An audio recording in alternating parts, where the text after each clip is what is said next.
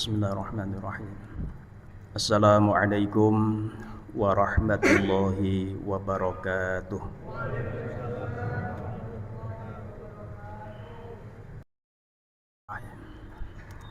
Alhamdulillah. Alhamdulillahilladzi sadaqa wa'dah wa nasara 'abdah wa a'azza jundah wa hazamal ahzaba wahdah. Asyhadu an la ilaha illallah wahdahu la syarika lah wa asyhadu anna sayyidana Muhammadan abduhu wa rasuluhu la nabiyya ba'dah. Wassalatu wassalamu ala rasulillah sayyidina Muhammad ibn Abdillah wa ala alihi wa ashabihi wa mawalah la hawla wa la quwwata illa billah. Amma ba'du, fa ya ayyuhal hadirun, usikum wa nafsi bittaqwallah faqad fazal muttaqun. Wa qala Allah ta'ala fi kitabihil karim, a'udzu billahi minasyaitonir rajim. Ya ayyuhalladzina amanu ittaqullaha haqqa tuqatih wa la tamutunna illa wa antum muslimun. Shadaqallahul azim.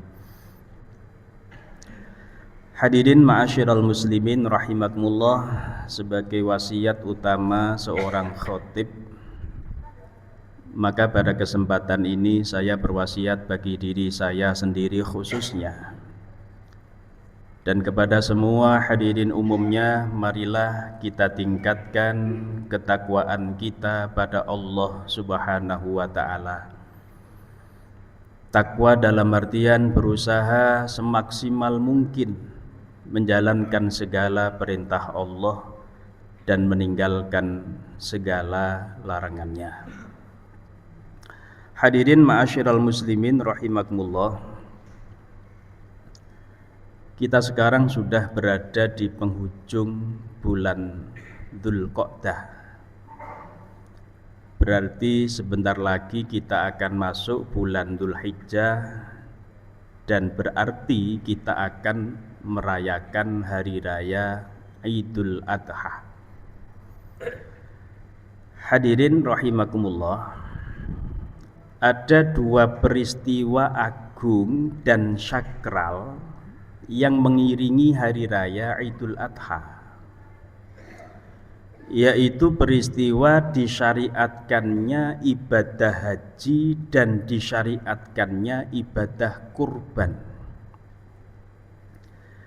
Dan ternyata hadirin, dua-duanya adalah merupakan napak tilas dari Nabiullah Ibrahim alaihissalam, seorang nabi yang mendapatkan gelar satu-satunya di dunia, bahkan di akhirat, yaitu gelar Khalilullah, kekasih Allah. Ini gelar satu-satunya di dunia akhirat, Khalilullah, kekasih Allah. Tidak ada satu orang pun selain Nabi Ibrahim yang mendapatkan gelar ini. Bahkan Rasulullah Muhammad SAW juga tidak mendapatkan gelar Khalilullah. Sehingga layak kalau banyak orang yang bertanya, kenapa kok Nabi Ibrahim itu mendapatkan gelar satu-satunya di dunia, yaitu Khalilullah, kekasih Allah. Hadirin ma'asyiral muslimin rahimakumullah, banyak riwayat yang menceritakan, di antaranya dalam Nasaihul Ibad karya Imam Nawawi Al-Bantani. Di dalam kitab itu ada makalah yang menceritakan ketika itu Nabi Ibrahim ditanya, wahai Nabi Ibrahim, kenapa Allah itu memberikan gelar Khalilullah kepada panjenengan? Dan diriwayatkan ternyata ada 3 sebab, hadirin.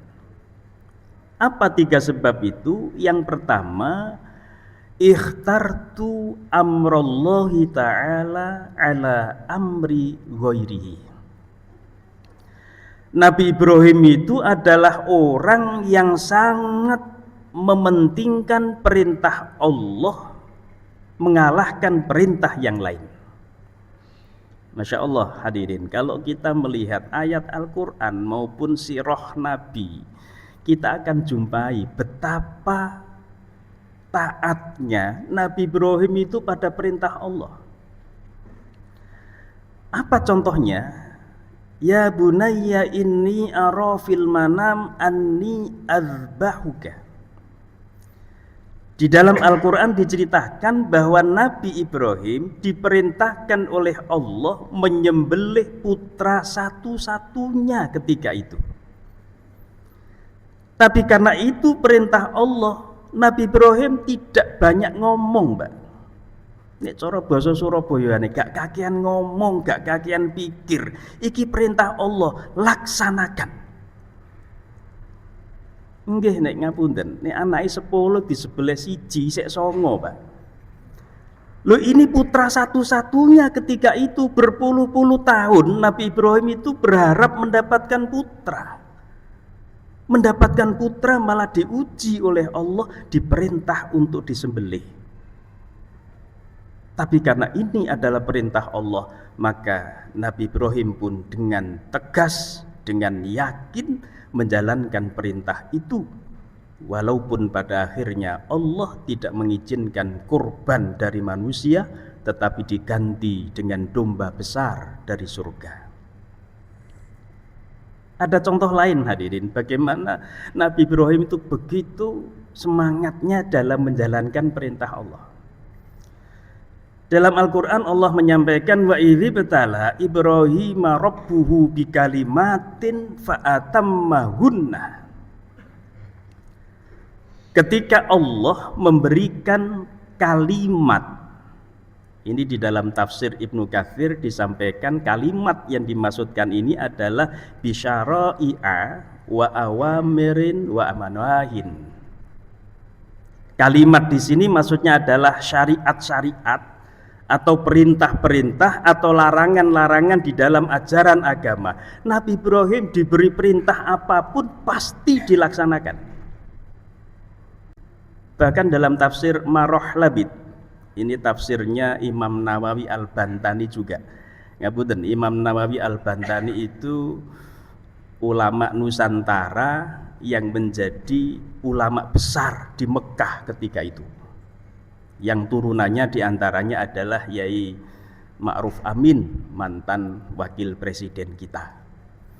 Beliau banyak karya-karyanya, diantaranya ada Nasaihul Ibad, ada tafsir Marah Labid. Nah, di dalam kitab tafsir Marah Labid ini menggambarkan betapa semangatnya Nabi Ibrahim menjalankan perintah dengan mengatakan qama biya haqqal qiyam wa adaha ahsanat ta'diyah. Nabi Ibrahim itu kalau sudah mendapatkan perintah Allah, perintah itu dilaksanakan dengan maksimal, Pak. Bukan sekedar pokoknya gugur kewajiban, tapi secara maksimal, seperfect mungkin. Apa contohnya? Khitan. Nabi Ibrahim mendapatkan perintah dari Allah untuk menjalankan khitan, yang ketika itu Nabi Ibrahim berusia 80 tahun. Panjenengan bisa bayangkan, orang umur 80 tahun diperintah khitan. Berat memang. Apalagi ketika itu teknologi tidak secanggih sekarang. Berat. Tapi karena perintah Allah, maka perintah hitan itu pun dilaksanakan dengan sempurna oleh Nabiullah Ibrahim alaihissalam. Hadirin ma'asyiral muslimin rahimakumullah. Yang kedua, kenapa Nabi Ibrahim itu mendapatkan gelar Khalilullah? Ternyata Nabi Ibrahim mengatakan, wa mahtamamtu bima takaffalallahu bihi. Nabi Ibrahim itu sudah tidak peduli lagi dengan sesuatu yang sudah ditanggung oleh Allah. Artinya apa? Keyakinan Nabi Ibrahim dengan kebesaran Allah itu luar biasa. Ketawakalan Nabi Ibrahim terhadap Allah itu luar biasa, Pak. Yang penting berusaha, yang penting ikhtiar. Hasil nanti Allah yang menentukan. Itu dipegangi betul oleh Nabi Ibrahim. Apa buktinya? Dalam Al-Quran, Rabbana inni askantu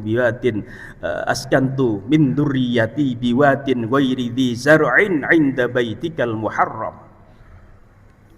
Ketika Nabi Ibrahim diperintah oleh Allah pergi berdakwah, beliau meninggalkan putra dan istrinya biwadin ghairi dzi zar'in 'inda baitikal muharram. Putra dan istrinya ditinggal biwadin, di lembah ghairi dzi zar'in, yang tidak ada makanan minuman sama sekali ketika itu. Kalau sekarang Mekah luar biasa, Pak. Makanan minuman apa yang tidak ada sekarang di sana? Tapi zaman Nabi Ibrahim itu jurang, lembah, kok makanan, sumber mata air aja tidak ada. Tapi Nabi Ibrahim dengan yakinnya, Allah akan menanggung anak istri saya. Saya berangkat bekerja, saya berangkat untuk berdakwah. Maka betul ternyata ditanggung oleh Allah Subhanahu wa ta'ala. Bentuk tawakal yang luar biasa. Kemudian yang ketiga, sebab kenapa Nabi Ibrahim mendapatkan gelar Khalilullah adalah wa ma ta'asyaitu illa ma'adh-dhaifi. Nabi Ibrahim itu tidak pernah makan malam kecuali bersama dengan teman. Jiwa sosial yang begitu luar biasa dimiliki oleh Nabiullah Ibrahim. Bahkan diceritakan beliau pernah, Pak, jalan berkilo-kilometer hanya karena nyari teman yang mau diajak makan. Coba kita bandingkan dengan kita. Kita ini sering nyari teman yang mau ngajak makan, Pak. Tapi Nabi Ibrahim nyari teman yang mau diajak makan. Berkilo-kilometer nyari orang yang mau diajak makan. Jiwa sosial yang luar biasa. Maka hadirin ma'asyiral muslimin rahimakumullah, kalau kita ingin dikasihi oleh Allah, maka harus kita contoh apa yang dilakukan oleh Nabiullah Ibrahim. Di antaranya korban itu, Bapak. Tapi tentunya mohon maaf, bagi mereka yang punya kelebihan harta, ini bukan wajib fardu ain siapapun tanpa syarat. Kalau panjenengan kita punya kelebihan harta, ya masuk kategori sunnah muakkad kalau Syafi'iyah. Walaupun kalau Hanafiyah bukan hanya sunnah tapi wajib bagi mereka yang mampu.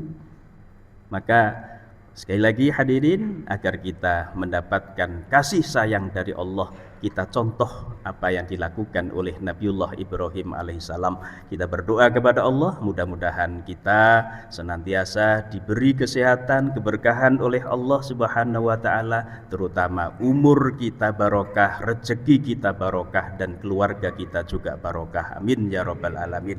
أعوذ بالله من الشيطان الرجيم بسم الله الرحمن الرحيم والعصر إن الإنسان لفي خسر إلا الذين آمنوا وعملوا الصالحات وتواصوا بالحق وتواصوا بالصبر بارك الله لي ولكم ونفعني وإياكم من الآيات وذكر الحكيم وقل ربي اغفر وارحم وأنت خير الراحمين.